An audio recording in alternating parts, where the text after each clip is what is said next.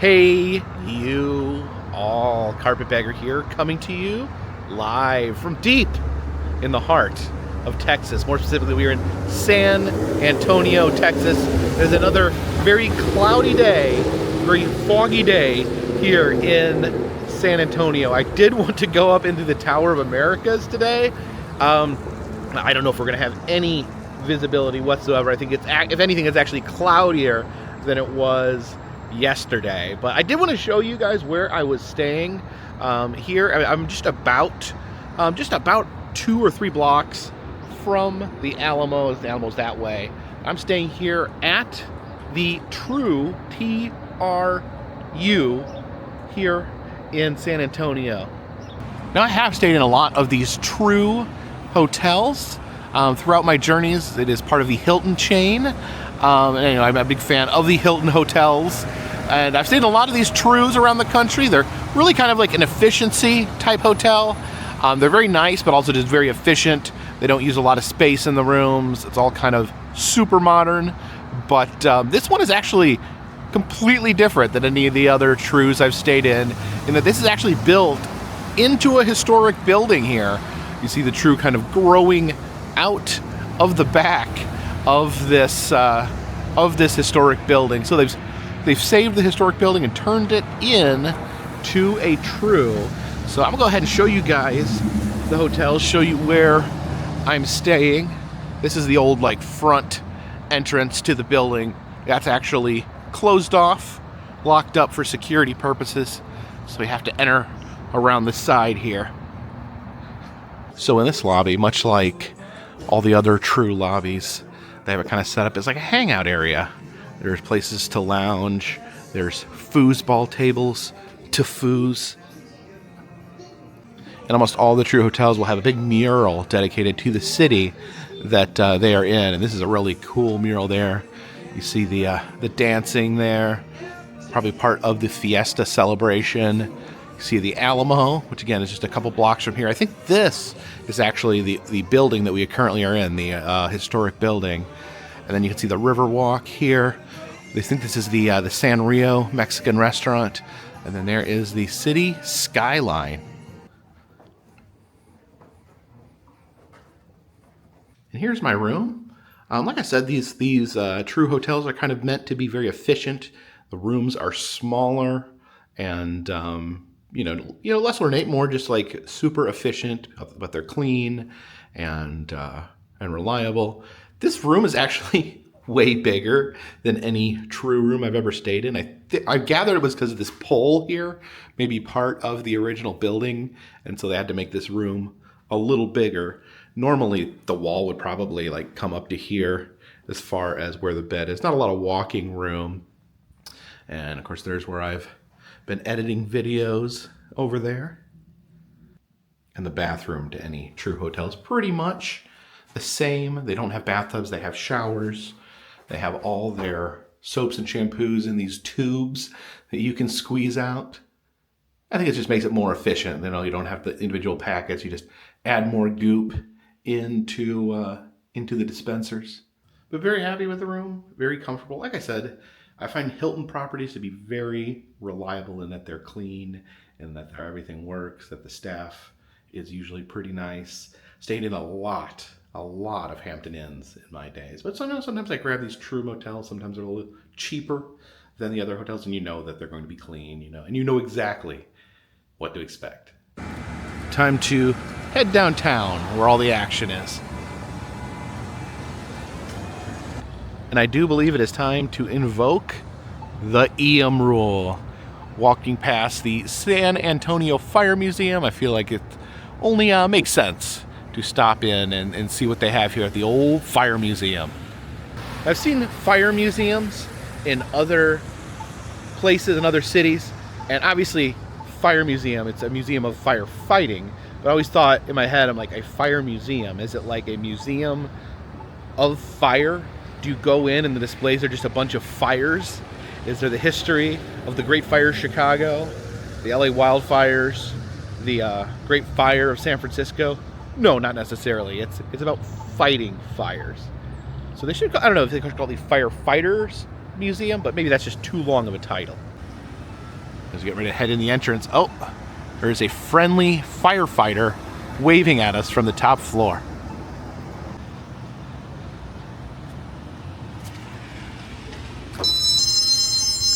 Okay, so I just completed a guided tour. The docent was excellent, and this here actually was the operating fire department in San Antonio. Became a museum in 2013. Apparently, the city combined EMS and the fire department, and they simply didn't have enough room in this building for all their new equipment, so they turned it into a museum. These here are the actual functioning fire poles that the firemen would slide down. The bedrooms are upstairs. I guess the bedroom's not finished as far as being part of the exhibit yet, but they still have these holes that you can see upstairs. And apparently they say this used to be a hole as well, but they said that someone backed the fire truck into the pole, and that was no longer able to be used. They got a pretty cool collection of fire trucks here from all different time periods. This is a 1912 fire truck, or truck in a loose term, so it would actually have to be pulled to the fire, and it doesn't use a hose or anything like that. It just has these ladders and buckets full of water, so they just pull this to the fire. They use the ladders to crawl up the building and then dump buckets of water on the fire. And this is a steam-powered fire truck here. Now, the steam actually didn't turn the wheels. You had to have horses pull the truck, and then the steam engine actually just created pressure on which you could spray water using the hoses. And in the back of the steam-powered truck there, you can see actually having to stoke the coal to heat the water.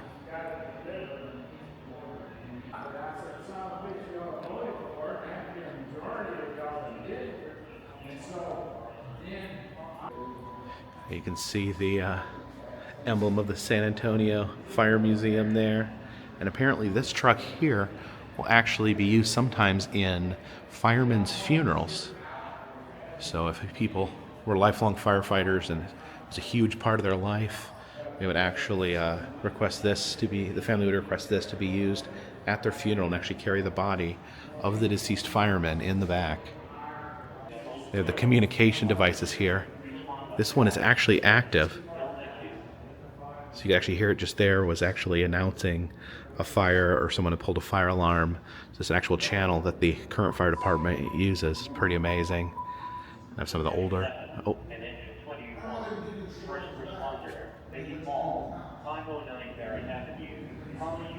Ah, so he's making lots of stuff going on in San Antonio.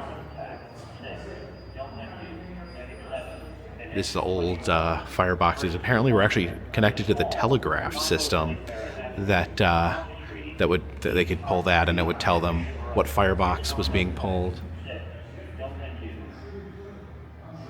See the big life net up there. I remember that you always see this in cartoons where they're trying to get someone to jump onto the net. Now, the docent, who was a lifelong fireman, said that when he joined the fire department, he did have to jump from a building into this to know what it's like. But said that they never actually used this in a fire. There are items here to carve you out of your car. The famed jaws of life down there. And look at this nozzle collection. What's interesting is these more modern nozzles have different settings. So they apparently have a fog setting where they can set a fog of water. So kind of like a shower head.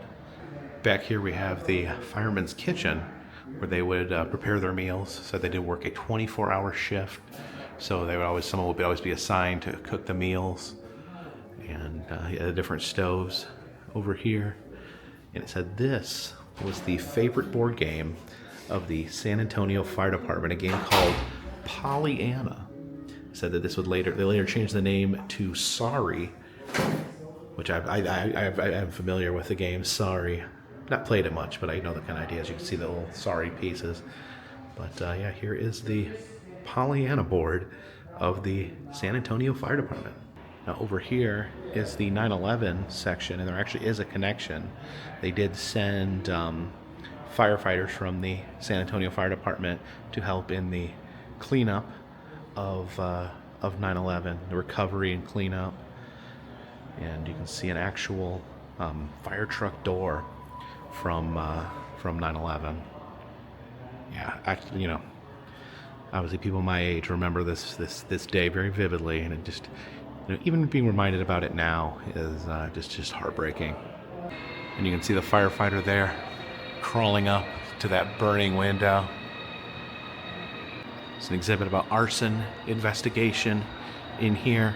They do say that there are certain firemen that are trained in investigating arsons, and some tools they would use, including a polygraph here to use on an alleged arsonist. And here's a memorial here to all the firefighters that lost their lives in the line of duty here in San Antonio. They said that the San Antonio Fire Department does service the local international airport. There is the heat-resistant suit used when dealing with an airplane fire. You can see up there firemen chopping through that plane door with an axe. They also work with hazardous materials. You can see the hazmat suits.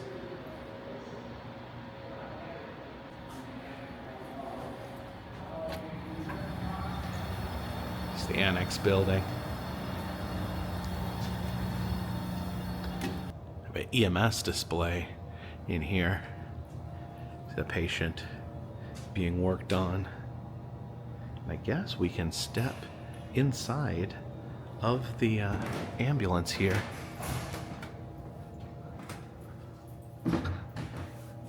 Okay, there's a small child in here being treated.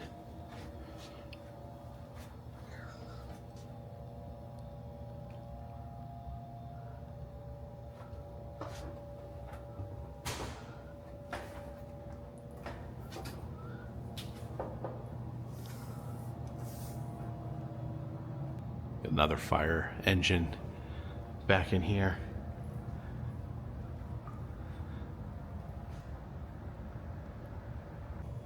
Then we have the kids' play area back here. They said that after seeing all the fire trucks, the kids get pretty ramped up and want to play with fire trucks. This is the danger house. You got to find all the things that are dangerous in this house. Oh, I see some dangerous things in this house. Put a cardboard pizza box on top of a lit burner. That's dangerous. Apparently, there's just a whole bunch of poison under the sink. That's dangerous. Oh, look at this this candle. Shouldn't be that close to the curtain. That's dangerous. You definitely shouldn't stick a knife in the toaster. That's dangerous. There's batteries laying about on top of the toaster. Oh, definitely, this is dangerous. Definitely should not smoke big cigars in bed and then leave them sitting on your comforter. Now, this is a Shriners fire truck. I remember as a kid going to the popcorn parade in Valparaiso, Indiana, and the Shriners would drive their little cars. Well, apparently this was a Shriner who was also a firefighter, so he drove a miniature fire truck in parades.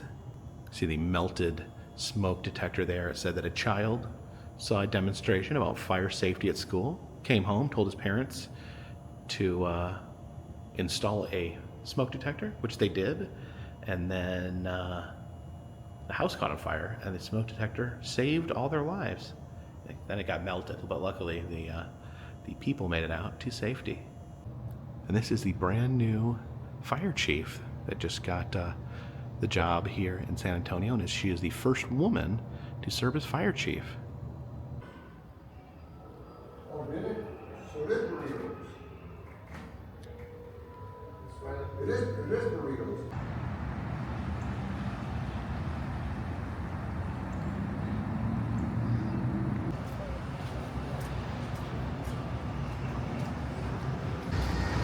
Just stop by and give a quick hello to the Alamo.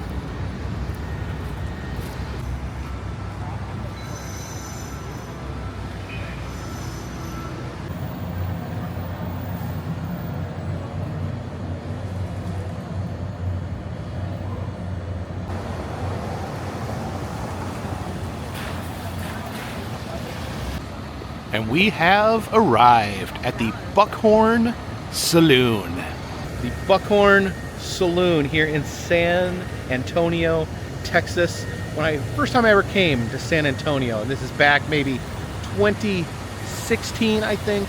I went here, me and my friend Adam, we went here to the Buckhorn Saloon. I said, I think this may be my favorite attraction of all time. This is amazing. It's an old historic saloon, but is so much more. Now, it is an endless display of taxidermy, of Texas history. There even is some sideshow and circus influence at the Buckhorn, and it is truly a sight to behold. So I wanted to make sure that I got a chance to visit the Buckhorn while we were here in San Antonio. Now, it is an operating saloon as well, and apparently Teddy Roosevelt and his Rough Riders like to hang out here at the saloon, and I'm starting to gather that Teddy Roosevelt and his friends got drunk a lot here in San Antonio, but apparently he got drunk here at the Buckhorn Saloon, and it actually is operating saloon and restaurant, so I figure we'll get some lunch and then we will see the museum within. Now you can see those aren't taxidermied heads, but you can see there's replicas of taxidermy heads hanging on the outside of the building. That big neon Buckhorn sign poking out of the roof. And as we enter, you can look at the ceiling, and there is quite a few Buckhorns on the awning here. Greeted here by Walter the bear. It says, saloon rules, do not touch the animals, except for Walter, the big, huggable, Instagrammable bear. Hey, Walter. We're allowed to pet Walter. He's the one animal we are allowed to pet here at the Buckhorn. Here in the lobby, we start with the incredible taxidermy displays. You can see the crocodile here grabbing this antelope, just twisting it in pieces. Yes, he's about to ready to go for the death roll there. And of course, I'm not going to pass over you, Zoltar. We'll give you some treasure. Your fortune is mine for the telling, and yours for the hearing. Come, let Zoltar tell you more.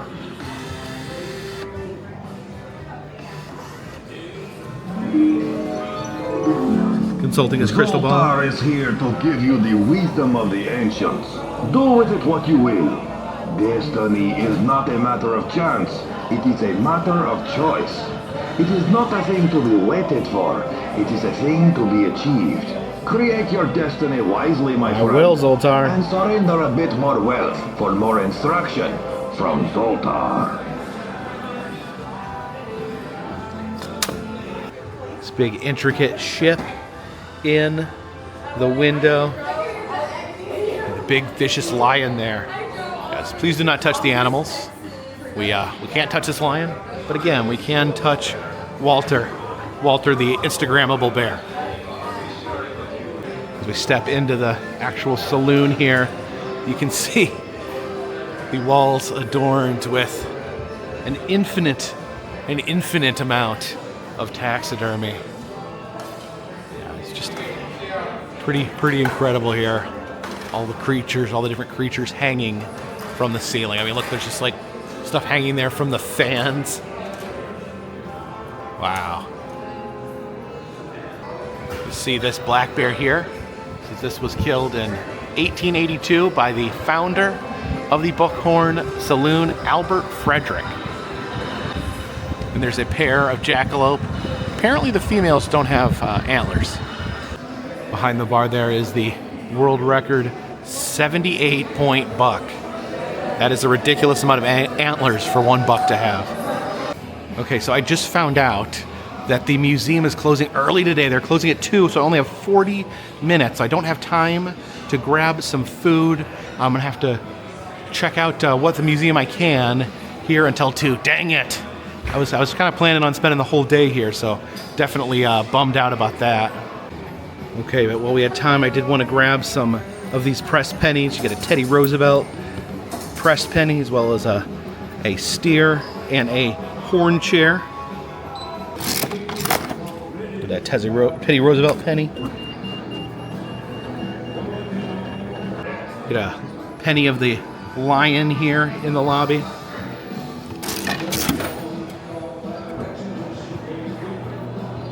We'll grab a Sam Houston as well. Okay, we enter the museum here.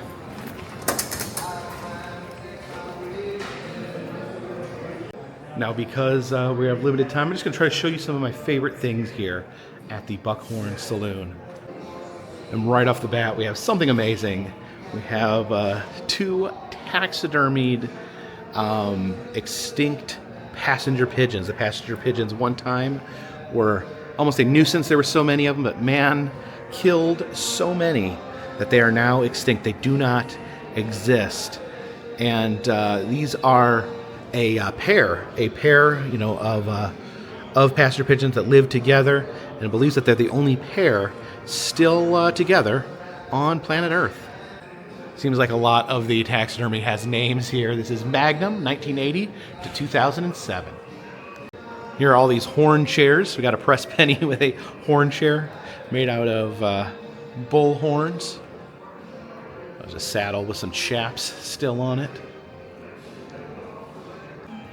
Not only do they have horn chairs, I feel like they have the largest collection of horn chairs that I have ever seen. Look at this horn chair here, the George W. Freese horn chair. This is made out of 202 different horns. And there's the man himself, Mr. Teddy Roosevelt, who would hang out in this saloon with his rough riding buddies. See him standing here in front of a deer made out of rattlesnake rattlers. Ascend the stairs here where we can get a good look at that saloon. I was actually looking forward to grabbing some food here, the Buckhorn Saloon today, but that's just not in the cards. These are the risks of traveling. You never know when something is going to prematurely shut down early. I have learned in my times to despise private events. See, the taxidermy never ends, never ends. Here is the Guard, the famed gorilla on display at the Buckhorn. It'd stand in the window, and apparently he was the first gorilla on display in Texas. And a lot of people have memories of walking by the Guard in front of the Buckhorn. And apparently, they're talking about now, Carol Burnett wrote about him in her autobiography.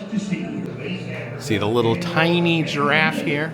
It says this giraffe is from the San Antonio Zoo, only lived to be 3 days old. That is a 3-day-old newborn giraffe. Oh man, look at this hippo mouth. Hippos have one of the scariest mouths of any creature.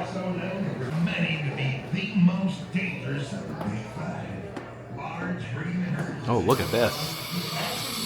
What's happening? Is that thing hissing at me? Oh, there's the mongoose and the cobra locked in their eternal fight to the death.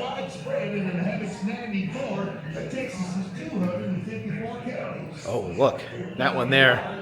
The mongoose is not doing too good. The cobra's got him fully wrapped. What do you think about all this mongoose fighting, Mr. Tiger?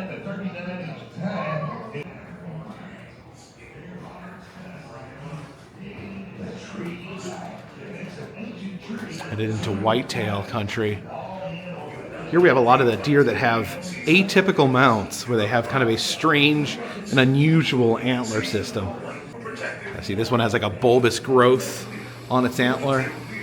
This one, just look at that. That is insane. What is even happening? It's called a barnacle buck. Barnacle buck, because his antlers look like barnacles.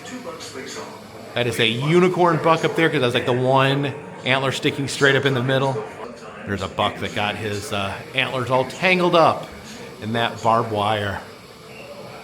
See the ones up here? They get their antlers tied together while they're fighting and end up losing both their lives. Oh, here's Frederick, the founder of the Buckhorn. I guess he liked to have artwork made out of rattles. Oh, this poor deer. That's the silliest looking atypical buck I've seen. Oh yeah. Look at that. They're so wild. They almost look like fantasy creatures when their antlers are atypical. And look at that. I don't know, I can imagine in my head what kind of noise this deer makes. This is Atari, the lynx here. It says he was used to advertise the Mercury lynx in commercials. And I do believe I was able to find the commercial where that actually has Atari the lynx in it on YouTube. Come out here overlooking the saloon once again. Things just got cold in here.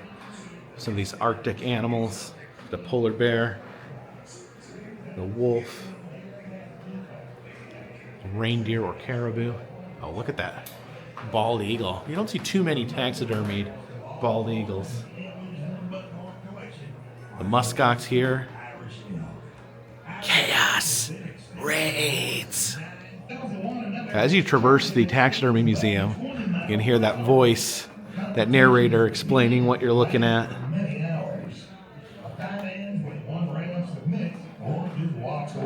Get the alligators down here. This moose. Oh, watch out. That bear is in the middle of a lunge. And from there we find ourselves under the sea. These giant fish. That giant marlin there. Oh, look at that. See in there and see the scuba diver. On the shipwreck, the different creatures, the eel, the mako shark. Yeah, look at all the sharks in this shipwreck. Oh yeah, what a fish room. Admittedly, this museum is a bit overwhelming. There's just so much to see, and I'm freaking out because we're running out of time. But I will be back here at some point. Maybe we can come back to the Buckhorn and do a slower tour. Right now, I'm just overwhelmed by all these fish. Okay, headed into the American Sideshow. Oh.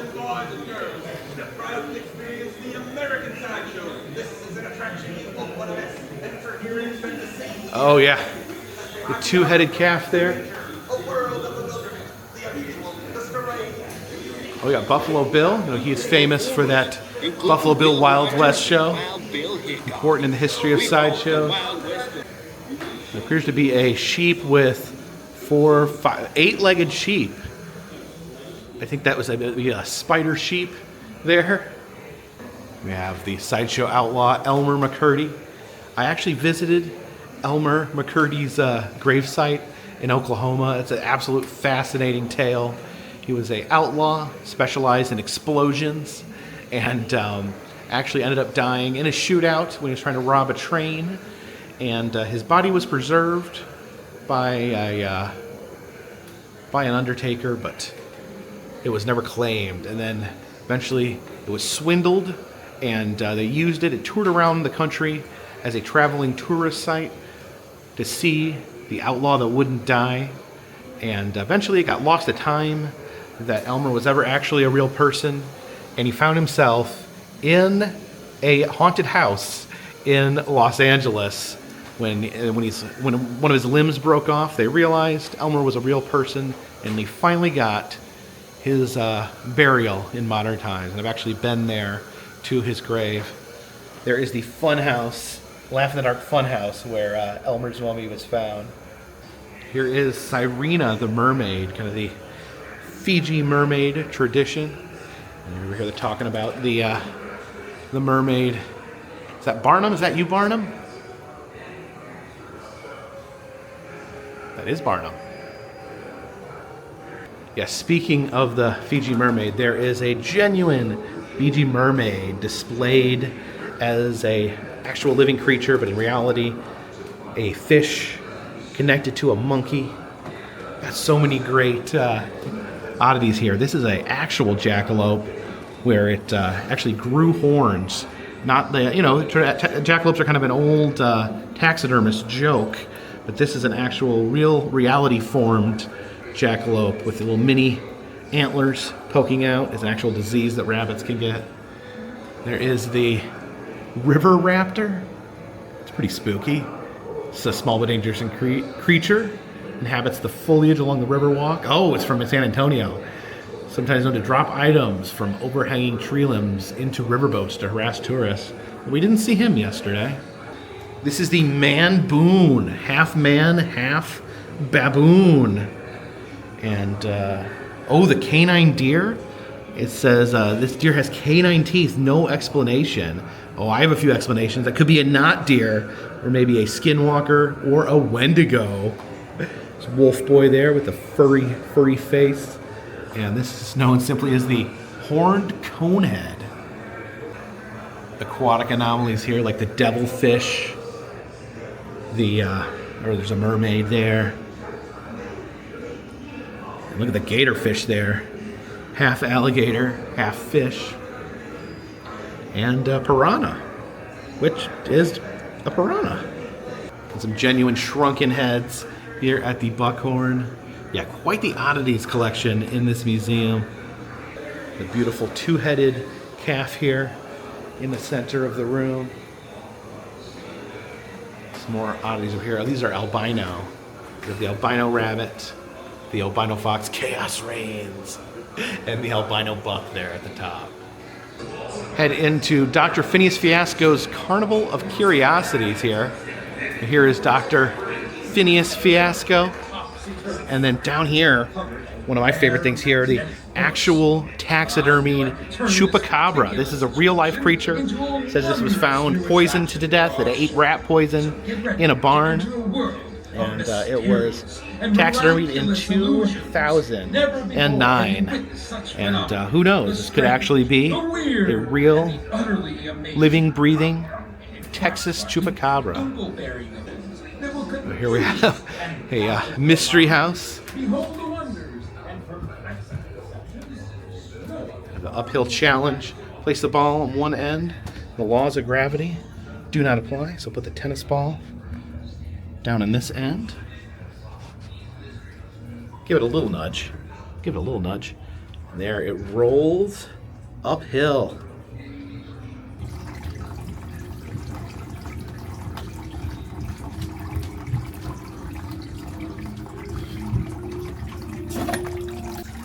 A little bit of water rolling uphill. Now into the mystery mine. Ladies and gentlemen, welcome to the Mystery Mine. Here's the infinity shaft. Goes on forever. Oh, what's in here? Weird. And what do we have in here? More oddities. More mutant calves. You can join. See the oddities here. Optical illusions. A woman being cut in half. Staring to the opto wheel. Oh, what are these? See the goldfish swimming around in their bowls. Down there, you've got a fairy in a jar. Wait, how'd that goldfish get in the other bowl? The itty bitty Cyclops lamb. All right, we only have a few minutes left, but let's see what we can check out here in the Texas Ranger Museum. Wonder if they have anything on Walker, Texas Ranger. So the different tools of the trade for the Texas Rangers. Don't have time to get into all of it now, but we'll get back to this, sub boy. The wall of Texas Ranger badges there. Next to this giant grizzly. Looks like he's looking for some delicious salmon. Look at the salmon. Oh, looks like he already got a salmon right there. There's a replica Bonnie and Clyde death car. You know, for your attraction, everyone needs to have a Bonnie and Clyde death car. All the bullet holes. Like a Wild West Village back here. We're at the sheriff's office. We have the grave of Lester Moore, who took 4 shots from a .44, no less, no more. There is a replica saloon that exists within an actual saloon.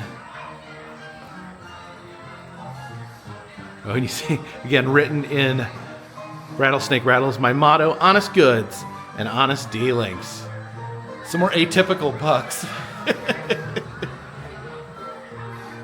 All right. Well, our work here is done.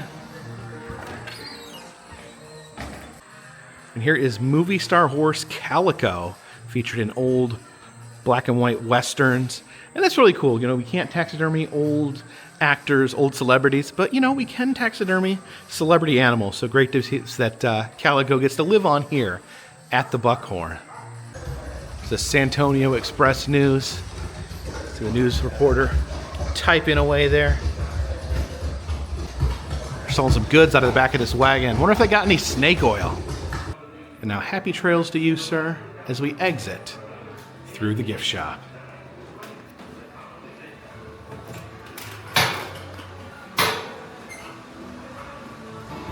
We have some snow globes here for the Buckhorn Saloon. I don't know what's with that blue snow, though. That's interesting.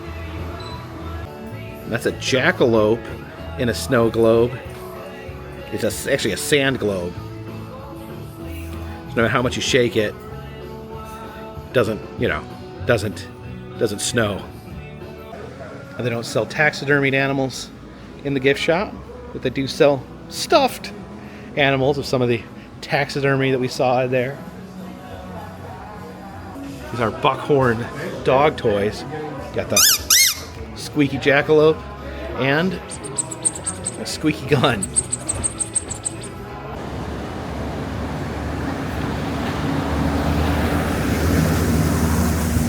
So that was an accelerated tour of the Buckhorn Saloon. I wish I could have gone a lot slower. Wish I could have appreciated it a lot more. Although I still adore this place. Adore all the, especially like the oddities and weird stuff that they have here. It's a great attraction. One of the best attractions in San Antonio. We just ended up getting caught on a day when they were doing a private event, and that's happened to me before. I've showed up at places they were closing earlier, not open that day because someone had rented out the facility for a private event, and that's just part of traveling. Although I'm bummed because I would have come back tomorrow, but I'm actually supposed to get on the train tomorrow to head up to Dallas. So I could not push this back for another day. But someday I'll be back here in San Antonio, and someday I will spend a little more time here at the Buckhorn Saloon. I did make it all the way through. I was able to physically walk all the way through the museum in, I think, it's about 40 minutes I had. So I showed you some of my highlights, some of my favorite things. But again, I would have loved to dig in a little deeper and show you guys a little more. So I guess that's just another reason to come back here to San Antonio and back to the Buckhorn Saloon. Now, I also, this day, there's some bumps in this day. I did want to go to the Tower of the Americas. It's like an observation tower here in San Antonio. It's very cloudy right now.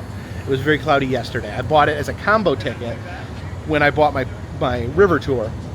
So essentially I've already paid for it. So it's either use it or lose it. So I figure since I already paid for it, we're gonna go walk over to the Tower of the Americas, and we'll ride to the top just to see.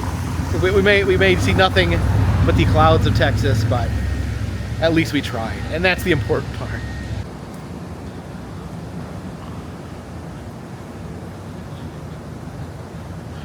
So it looks like the fastest way to get down to the Tower of the Americas is by using the Riverwalk. This here used to be a part of that 25-foot high wall, front and back of the cars. Oh. This right here, Aerosmith and hardcore.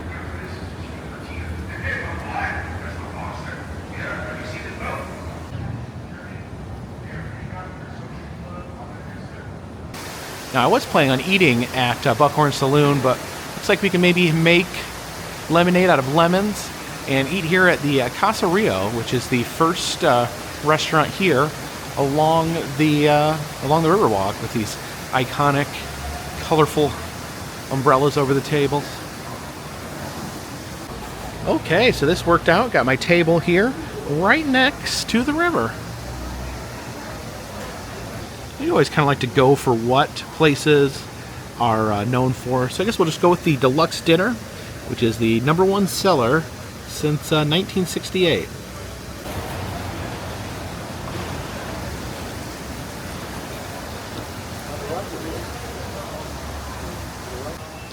It's an appetizer. I got some of the market corn.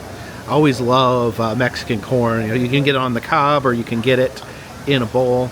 A little piece of jalapeno there on the top. This looks tasty. All right, let's try some of this corn.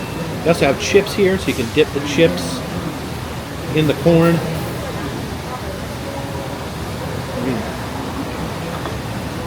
It's really tasty. Got that cheese on there, a little bit of spice, just enough spice. I don't know if I'm brave enough to chomp down on this jalapeno, but very, very good. Uh-oh. These ducks here were telling me to give them a tortilla chip. And I was like, I don't know, ducks. I don't know if I'm supposed to feed the ducks here along the Riverwalk. And the duck said, no, it's fine. People do it all the time. This pigeon says he wants a chip too. I can't actually make out the Tower of Americas from my seat. I don't know, it looks pretty cloudy, although technically I can see the top of the tower. So the top of the tower should be able to see me. It's kind of going in and out of the fog as I sit here, so we'll just have to see. And my entree has arrived. This is the deluxe dinner. We've got cheese enchilada there, a beef taco, got a tamale, and this is chili con carne. And we got beef chili. This all looks very good. We also, on the side here, got a little guacamole, a little something in it there. That looks tasty. And then some nachos with cheese. So yeah, it looks like an amazing Mexican feast. All right, trying to protect my dinner here from all the pigeons. You can hear a boat tour coming by. Let's try some of that nacho cheese. Very tasty. Spicy. Yeah, there's the boat.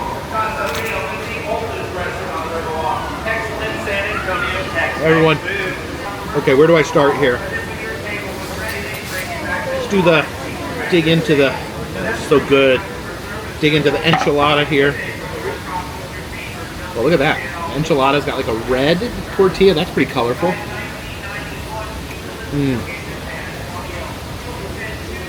Really tasty. Look at that. Chili con carne. That beef there. The chili.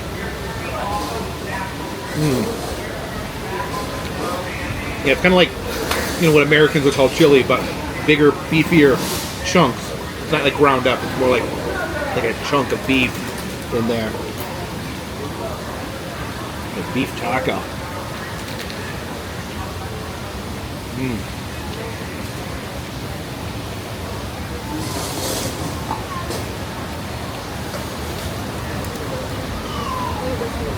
To unwrap the tamale here. Oh my gosh, my tamale's falling apart. Everything is excellent. Look over there. Somehow the ducks managed to steal a dinner plate.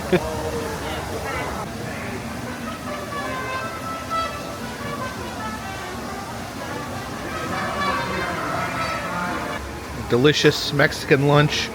And almost finished everything. Just got a little too full. Quite a bit of food here.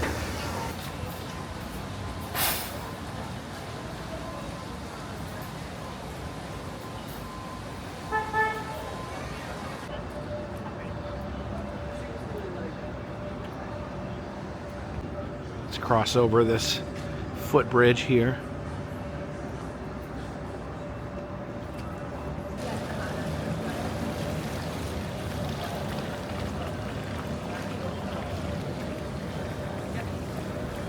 We went by here yesterday on the boat. This is really cool, like a little area where performances can be performed.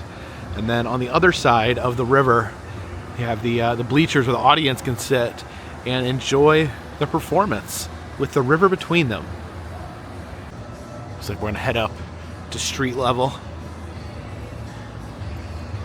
And there it is, the Tower of the Americas. It looks a little foggy, but I can see it. I can see the top, meaning I should at least be able to see from the top to the bottom. Let's head over there. Although the entire city is under construction, to find our way around the construction.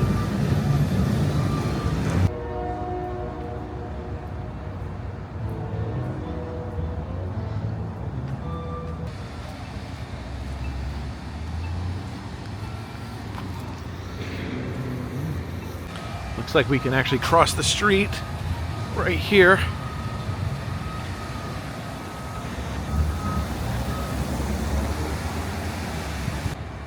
We must make it to the tower.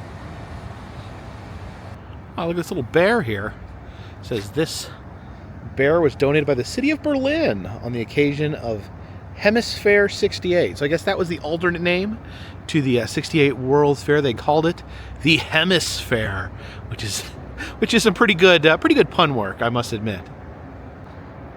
For some reason, this part of the city seems oddly quiet right now. But it won't be quiet for long, because I found myself a street xylophone here.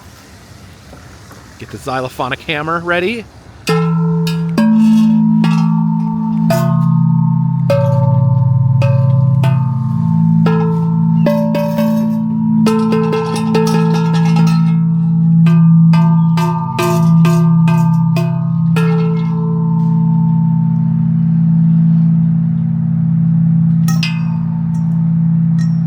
Look at this, just random sky car gondolas over here. And I did look it up, these aren't just random. This is an area called Breckenridge Park, and apparently it did have an operating sky ride at one point, but it shut down, and they preserved 2 of the sky cars here to use as seats. So there it is, the Tower of the Americas was opened up as part of the 68 World's Fair, also known as the Hemisphere, and has operated since then. Apparently was at one point called the Hemisphere Tower, but now called the Tower of the Americas. And fog-wise, it's looking pretty good. Yesterday, there was a cloud sitting right at the top blocking it, and earlier today you couldn't even see this in the sky. So I think we should be able to get a half-decent view from the top. Just gotta make our way there. Yeah, always intrigues me the idea of these grand structures left over from the World's Fair. Like, it reminds me a lot of the Sun Sphere in Knoxville, and you know, the Eiffel Tower in Paris was built for a World's Fair. So a lot of just great things came out of the World's Fair, and they're always lucky. You know, the Space Needle, we were just in Seattle. That was so a lot of very tall viewing towers were kind of iconic during the World's Fair era. And man, you know, I think it would just be so much fun if we had another World's Fair. I've heard people talk about that the U.S. does not have World Fairs anymore because the U.S. is not considered to be a developing country anymore. It is a country that is locked in its ways, that it's not looking for innovation, not looking to make things new. On a macro level, of course, there's always technology, always things, but like as a country that was establishing itself, that the World's Fair was really important to it. But now in modern times, we just don't do the World's Fair. I know that Minnesota was actually in the running to have a modern day World's Fair in Minnesota. I don't think that panned out. I haven't heard anything about it, but man, I would really would love to have another World's Fair. I know there had been a slight rumbling talking about having a national fair next year in Iowa. I haven't heard anything that there was announced by, Donald Trump, when he was running for president, announced that was something he was interested in doing. Although I've scoured the internet, I've not found anything put forth since that point, since he originally mentioned it. So fingers crossed that we do have a national fair, but I don't know. I don't know if that's going to happen or not. If it happens, I will be there. But for now, we can enjoy the bits and pieces left behind by the wondrous age of the World's Fair. Yeah, but just walking this long pathway here as the tower gets bigger and bigger, the closer I get, So it should be a pretty good view from up there. We will find out. The Tower of the Americas. So we need to figure out how to get inside. We have these beautiful fountains here in front of the tower. Seems no matter where you go in San Antonio, there's a beautiful fountain. Let's see, do we enter over here? Okay, looks like we head in here. And as we enter, we have our pressed penny machine. I think we definitely need to get a Tower of the Americas pressed penny. I think we already have a San Antonio skyline and a few Alamos.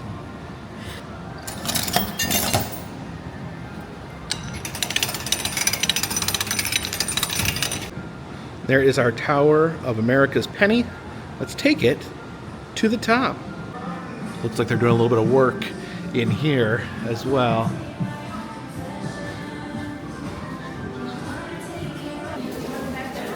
All right. Second stop, observation deck. Welcome to the Tower of the Americas. After our quick elevator ride to the top, you'll be taking in the best views of beautiful San Antonio. Built in 1968 as the centerpiece for the World's Fair, Tower of the Americas stands 750 feet above the sprawling city below. If you were to take the stairs up, it would be a nearly 1,000-step journey to the top. Of this Chart House restaurant, serving legendary steaks and seafood. Throughout the observation level, we have information identifying landmarks and telling just a few tales of Texas' colorful history.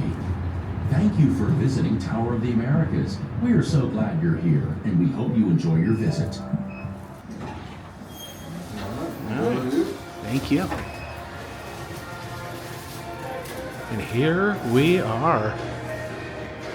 It's a little bit cloudy. Admittedly, a little bit cloudy. Looks like they're actually shutting down part of the Tower of Americas for a private event. What's with all these private events happening in San Antonio? All right, we can go down here. Oh, okay. There we go. So use this to go outside. We can get a little better view outside here. You can look at all the construction currently occurring in San Antonio. Okay, now this here, right next to us, this is the San Antonio Convention Center. See the freeway there. And I'm trying to see if we can see all the way to the Alamo. I'm not sure. I can see the Riverwalk down there. Little Riverwalk area. Okay, so you can see the Alamo from here.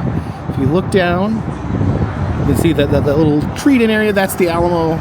You know, the grounds that we were walking around yesterday. You can't see the front, the iconic front of the Alamo, but you can see the roof of it in there amongst the trees. Let's see what else we can see from here on the Tower of Americas. Down onto the city of San Antonio. It's a little windy up here, not too incredibly bad.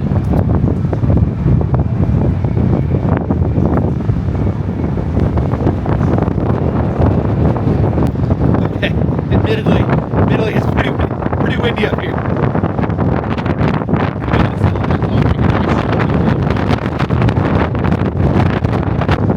There is the Alamo Dome. When we arrived on train, we were pretty close by there. I think that's actually the train station. Oh boy, that's actually the train station down there. We'll be boarding tomorrow morning.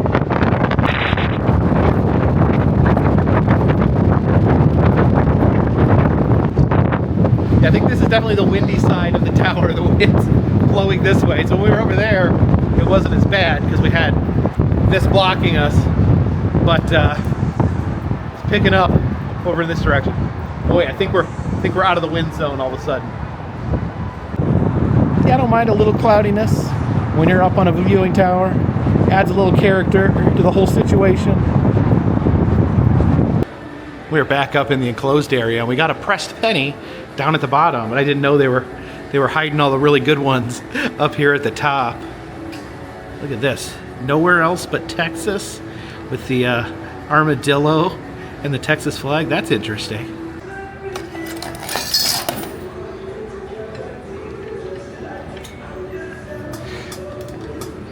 Oh, and this one here has the 1968 World's Fair on it.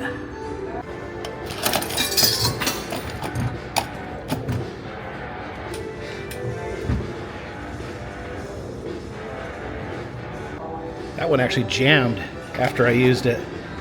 Uh-oh, the last one to get a penny today. On this one we have, and on the 8th day, God created Texas.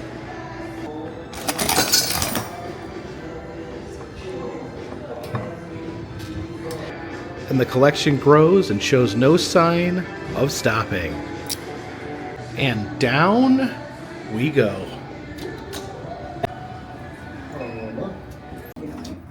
What are these? It's a lot. Just the times. Just the Oh, times. it's from 4 to 6. 4 to 6? Okay. I'm sorry, 4 to 7. I just finished the set. I uploaded it. And that's Monday through I Friday? used your computer, so I logged in. Be sure to try Landry's other dining destinations at the San Antonio Riverwalk. Thanks for visiting. We hope to see you again soon. You taught me well. I remembered how to do it. There we are. Opening to our. And we exit through the gift shop where we can buy a giant axolotl to remember our experience at the Tower of Americas. And they do have a steer's head up there on the wall, which I think in Texas is part of the building code. They do have some Tower of America's hoodies. The souvenir cups here with your names on them. They don't have Jacob, but they have Jake. Ugh, Jake. As we exit here, we can see the different stages of the tower being built. Oh, you can see the tower actually being raised up to the top. It almost looks like the viewing tower at Six Flags, Great America, or Carowinds. Uh-oh, looks like while we were in the tower, the rain started coming out a little more. Gotta walk back to the hotel.